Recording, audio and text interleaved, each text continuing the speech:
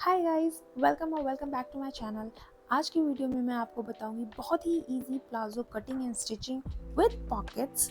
बहुत ही जल्दी बन जाता है ये प्लाजो और इसमें मैं आपको क्रॉच यानी आसन इसका भी आइडिया बताऊंगी।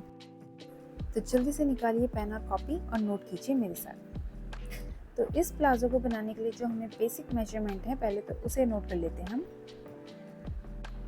तो सबसे पहले ले लेते हैं length, hip, waist and क्रॉच।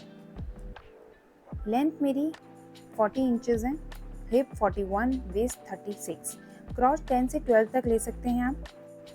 Small और मीडियम के लिए 10 इंचेस, लार्ज के लिए आप 11 और 11.5, एक्सेल डबल एक्सेल के लिए 12 to 12.5। अब क्रॉच डेप्थ देख लेते हैं, ये मैं आपको आगे बताऊंगी कि क्या क्या है। तो फ्रंट का क्या होगा, स्मॉल मीडियम के लिए हम 2 लेंगे, लार्ज के लिए 2.25, एक्सेल डबल एक्सेल के लिए 2.5। बैक क्रॉच डेप्थ के लिए स्मॉल मीडियम के लिए 2, लार्ज के लिए 2.5 और एक्सेल डबल एक्सेल के लिए 3 या फिर 3.5। ये सब आप नोट कर लीजिए एक बार, उसके बाद आपको आगे पता चल जाएगा कि मैं ये क्या बता रही हूँ।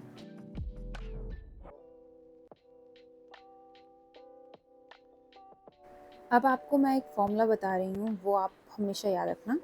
हिप को आपको डिवाइड करना है 3 से, ठीक है।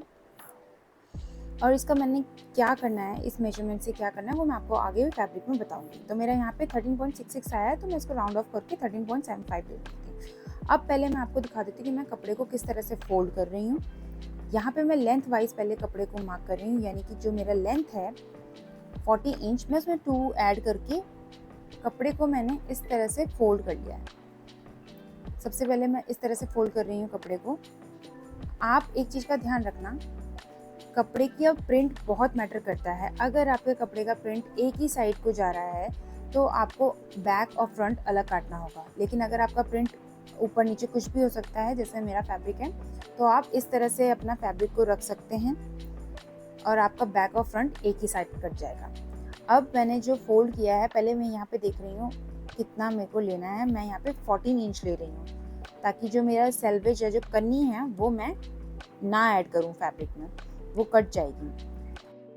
तो जो पीस मैंने फोल्ड किया है वो मुझे चाहिए 13.75, ठीक है, जो हमने हिप डिवाइडेड बाय 3 से निकाला था।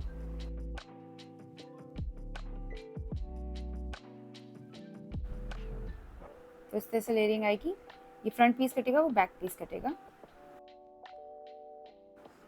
तो अब सबसे पहले मैं ऊपर से 2 इंच मार्क कर रही हूँ और एक स्ट्रेट लाइन ड्रॉ कर लूँगी।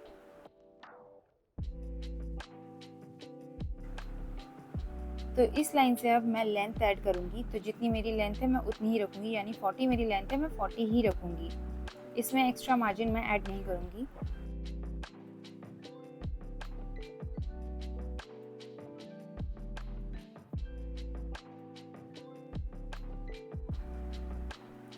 अब यहाँ पे हम 13.75 मार्क करेंगे।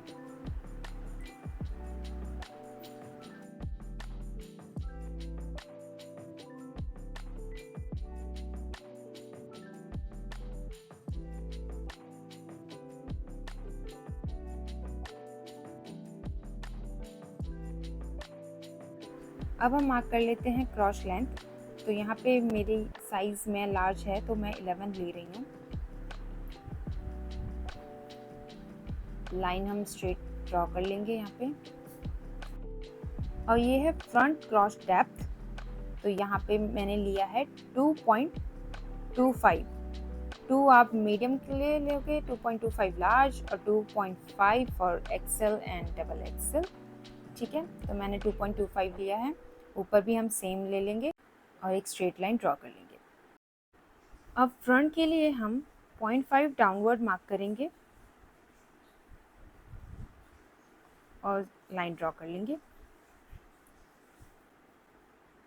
और बैक के लिए ओरिजिनल लाइन से 1.5 ऊपर की तरफ मार्क करेंगे।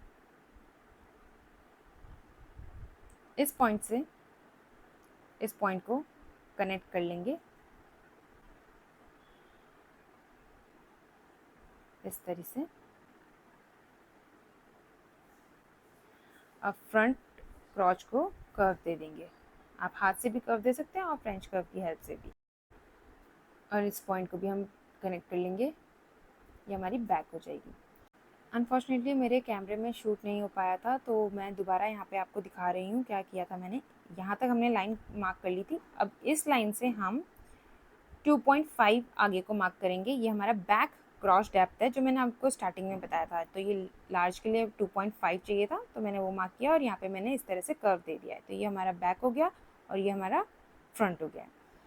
अब जो हमने यहाँ पे मार्किंग करी थी उसको एक स्ट्रेट लाइन ड्रॉ कर लेंगे। आप चाहो तो प्लाजो को थोड़ा नैरो भी कर सकते हो, पर मैं यहाँ पे स्ट्रेट ही रख रही हूँ। अब हम बैक के लिए यहाँ पे 1 इंच मैंने बाहर की तरफ मार्क किया है और इन पॉइंट्स को कनेक्ट कर लेंगे। अब ध्यान से देखिएगा मैं किस तरह से पीस को कट कर रही हूँ। मैं यहाँ पे सबसे पहले बैक कट कर रही हूँ।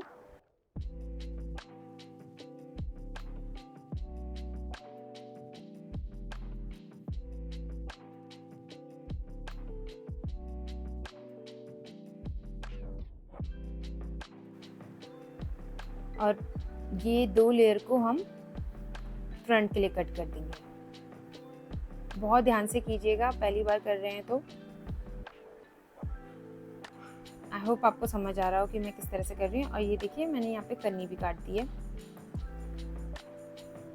अब आप चाहे तो इसी तरह पीस को छोड़ सकते हैं, साइड सीम लगाने की ज़रूरत नहीं है, साइड ऐसे ही आप रख सकते हो। मगर मैं यहाँ पे पॉकेट दूंगी तो इसलिए मैं इसको कट कर रही हूँ।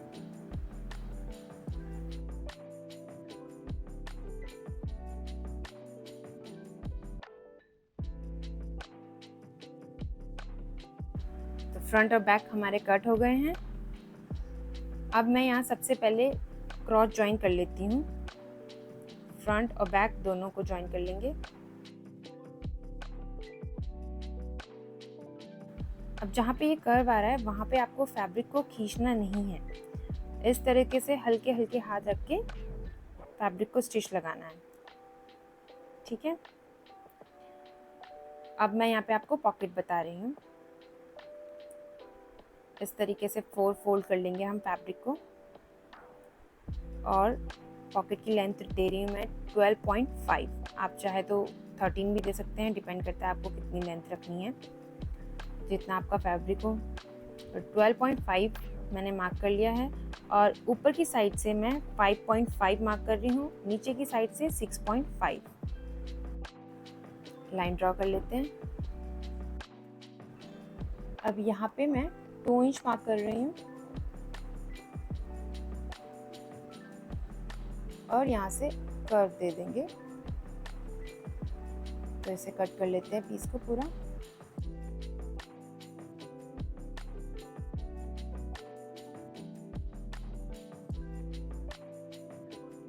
तो ये मेरी पॉकेट्स कट हो चुकी हैं। बहुत सिंपल पॉकेट है ये। इस साइड से हम ज्वाइन करेंगे। सबसे पहले ऊपर से मैं 1.5 मार्क करूँगी और इस पॉइंट से मैं 5.5 मार्क करूँगी। अब फैब्रिक को हमने राइट साइड फेस किया है।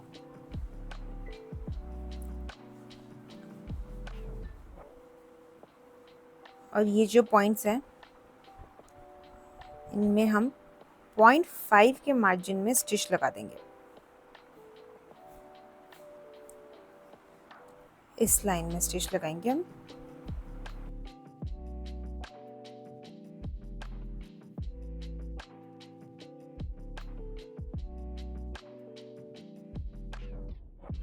अब जहाँ तक हमने स्टिच कर लिया है वहाँ पे हम इस तरह से कट दे देंगे। ध्यान से कट करना है, हमारा स्टिच ना कट हो।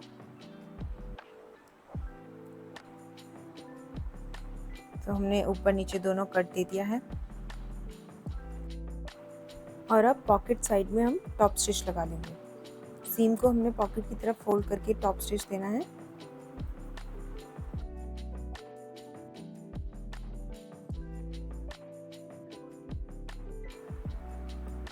सीम देखिए पॉकेट की साइड आ रहा है।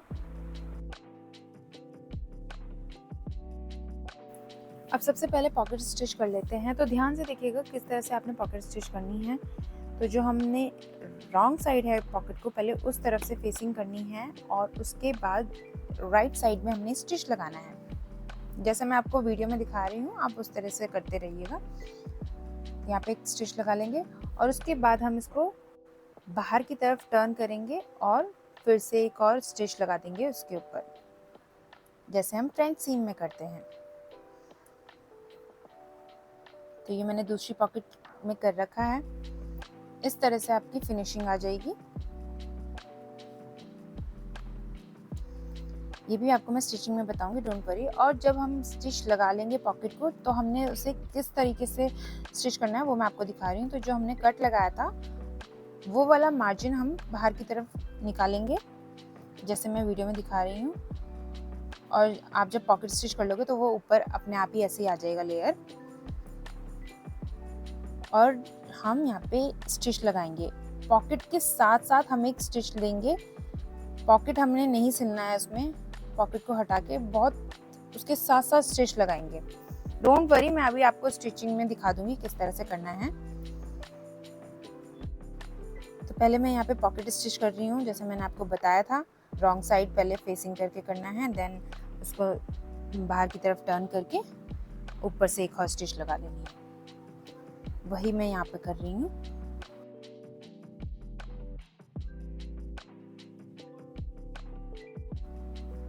तो ये हो गई पॉकेट। अंदर से कुछ ऐसा आएगा और बाहर से कुछ ऐसा आएगा। ये देखिए, अब मैं आपको ये बता रही थी ना, जो आपने बिल्कुल पॉकेट के साथ स्टिच लगाना है। पॉकेट नहीं स्टिच करनी है हमने, पॉकेट के साथ साथ स्टिच लगाना है। वो हमने क्यों किया वो मैं आपको आगे बताऊंगी। ठीक है, तो ये हमने स्टिच लगा लिया है। ये देखिए, पॉकेट नहीं स्टिच करी है, बिल्कुल एक लाइन मार्क कर दी है मैंने यहाँ पे। तो अब हमारे पॉकेट स्टिच हो गए हैं। अब जो हमारा एक्स्ट्रा फैब्रिक आ रहा है पॉकेट का वो हम कट कर लेते हैं।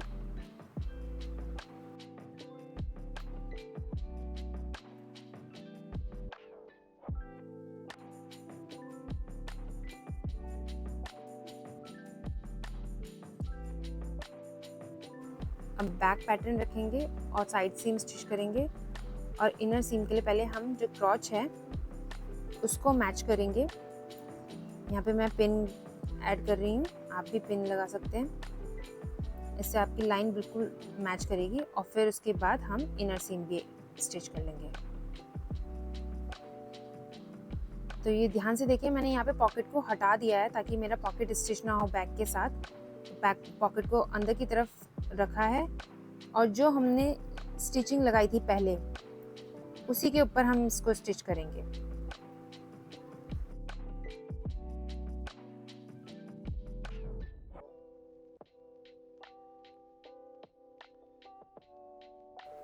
पॉइंट 5 के मार्जिन में हम सारा बैक और फ्रंट को स्टिच कर लेंगे।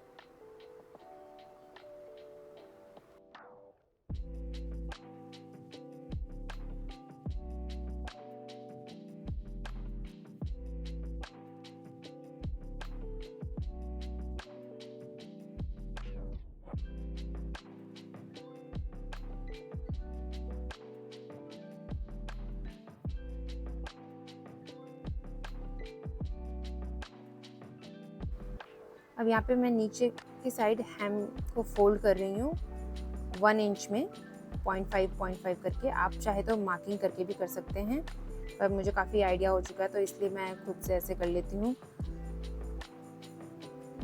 तो मैंने यहाँ पे पहले पिन कर लिया था ताकि जब हम फैब्रिक खींचते हैं तो वो अपने आप ही फोल्ड होता हुआ चला जाता है। देखिए, इस तरह से जैसे मैं खींच रही हूँ तो वो अपने आप फैब्रिक फोल्ड हो रहा है। ठीक है, तो मेरी नीचे की हेमिंग भी फिनिश हो गई है।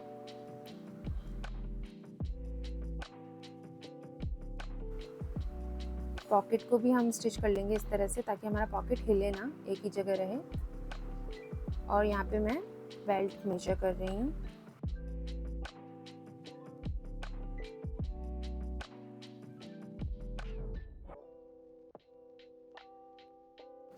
तो टोटल बेल्ट आ रही है मेरी 45.5। अब आपको बेल्ट की कितनी चौड़ाई काटनी है वो मैं आपको बताने वाली हूँ। तो यहाँ पे इलास्टिक मैं ले रही हूँ 1.3 कुछ 1.25 इंच की इलास्टिक बोलते हैं हम इसे।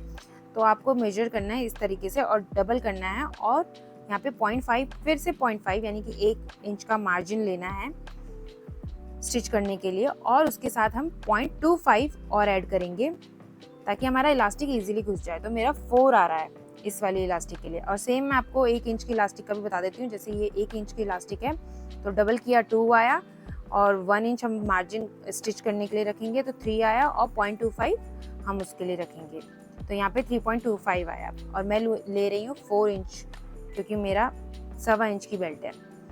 तो इस तरह से फैब्रिक फोल्ड करेंगे और 45.5 जितना मेरा बेल्ट था उसका मैंने हाफ किया। तो जितना मेरा हाफ आया मैं उसको यहाँ पे मेजर कर लूँगी फैब्रिक में। पर मेरा फैब्रिक पूरा हो रहा था, स्टिचिंग के लिए कोई और एक्स्ट्रा मार्जिन नहीं था मेरा, तो मुझे यहाँ पे बैक बेल्ट और फ्रंट बेल्ट अलग अलग काटनी पड़ रही है। लेकिन अगर आपके पास पूरा फैब्रिक है तो आप इसी तरह से रख सकते हैं हाफ और देन 0.5 का मार्जिन ऐड कर देना। तो अच्छे से आयरन कर लेती पहले मैं फैब्रिक और मैंने 4 फोल्ड कर दिया है फैब्रिक को। और यहाँ पे मैं जो मेरा हाफ आया था उसका मैं दोबारा हाफ कर लूँगी और उसे मैं मार्क कर लूँगी।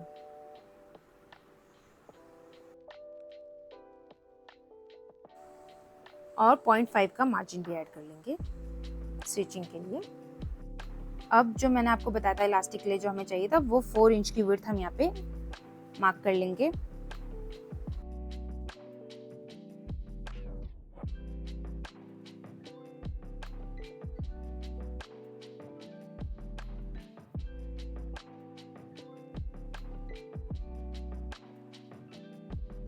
तो चलिए इसे कट कर लेते हैं।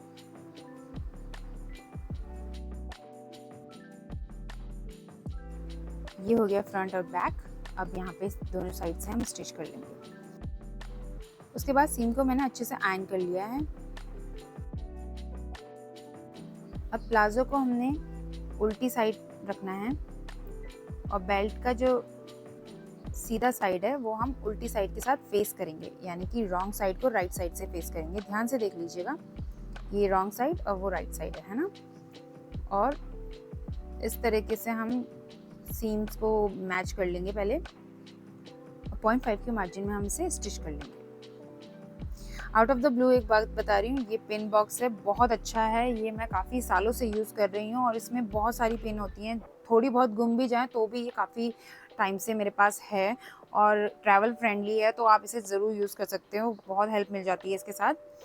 ये मैं बिगनर्स को बता रही हूँ क्योंकि बड़ी हेल्प मिल जाती है या जब हमें पता चलता है कि क्या क्या हमारे पास सामान हो सकता है स्टिचिंग के लिए, तो ये चीज़ ज़रूर आप लीजिए।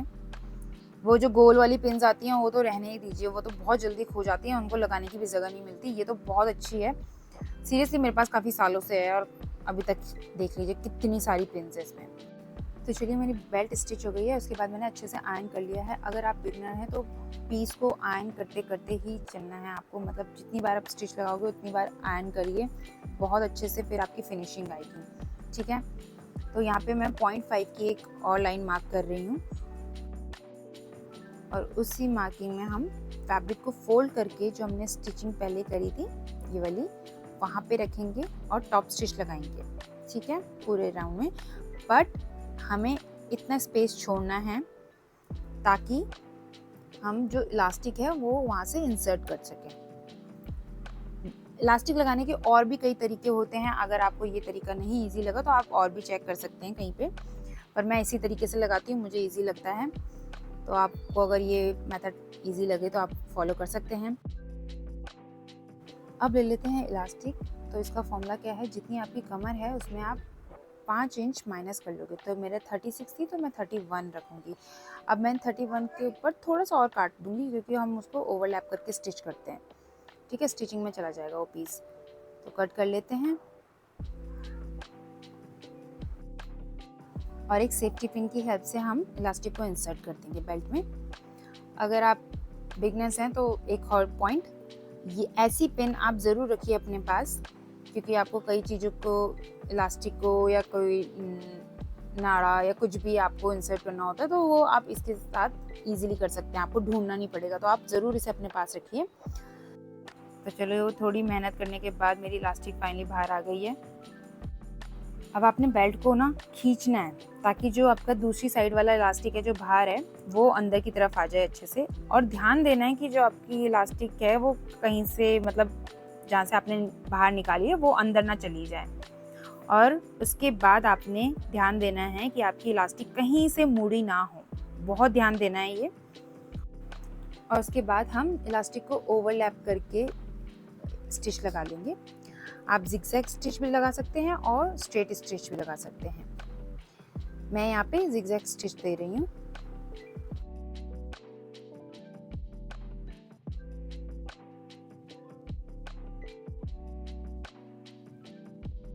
और फिर से एक बार इलास्टिक को अच्छे से खींचना है ताकि हमारी जो इलास्टिक बाहर है वो अंदर चले जाए अच्छे से।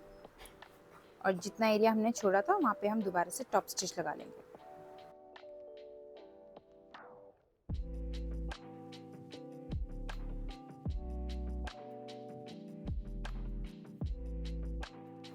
अब फिर एक बार और हम बेल्ट को इस तरह से खींचेंगे ताकि जो हमारे गैदर्स हैं वो इक्वली डिवाइड हो जाएं। ठीक है। और फिर हम यहाँ पे बीच में स्टिच लगाएंगे इलास्टिक में ताकि हमारी इलास्टिक बार बार पहनने की वजह से मुड़े ना बाद में। इस तरह से आपने स्ट्रेच करना है इलास्टिक को और स्टिच लगाते जाना है। तो हमारा प्लाजो हो गया है रेडी। आई होप आपको वीडियो हेल्पफुल लगे, तो जल्दी से बनाइए अपने लिए भी एक सुंदर सा प्लाजो। और चैनल को सब्सक्राइब करना मत भूलिएगा। और मिलते हैं जल्दी नेक्स्ट वीडियो पे। Till then, bye bye.